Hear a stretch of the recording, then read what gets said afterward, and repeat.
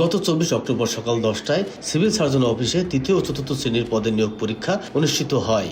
এর আগে গভীর রাত থেকে সকাল 8টা পর্যন্ত জেলা সদর হাসপাতালের আরএমও ডাক্তার হোসেন ইমামের বাড়িতে বেশ কিছু শিক্ষার্থীকে দেখতে পান স্থানীয়রা। বিষয়টি সন্দেহ হলে স্থানীয়দের সহায়তায় সাংবাদিকরা ঘটনাস্থলে এসে ভিডিও ধারণ করেন। সামাজিক যোগাযোগ মাধ্যমে ভিডিও ছড়িয়ে পড়লে শুরু হয় সমালোচনার ঝড়। স্থানীয় ছাত্র সংগঠনের নেতাকর্মীরা সিভিল সার্জন অফিসে তালা পর্যন্ত ঝুলিয়ে দেন। নিয়োগ পরীক্ষায় কারচুপি তদন্তের স্বার্থে সিভিল সার্জন রোববার পরীক্ষার ফলাফল কার্যক্রম স্থগিত করেন। পরের দিন সোমবার বিকেলে বিক্ষুব্ধ পরীক্ষার্থীরা কুষ্টিয়া জেনারেল হাসপাতালের আবাসিক মেডিকেল অফিসারের উপর চড়াও হয়।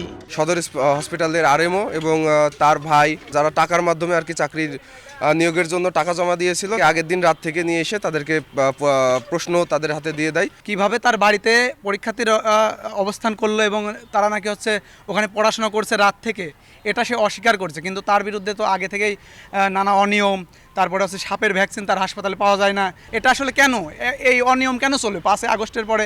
আমরা তো আসলে এই অনিয়মের বিরুদ্ধে। আমরা তো এই যে পরীক্ষা হবে, ছাত্ররা ভালোভাবে পরীক্ষা দিবে, তারা চাকরিতে নিয়োগ পাবে, এগুলো স্বচ্ছ হবে, কিন্তু এই স্বচ্ছতা নেই কেন এখনো?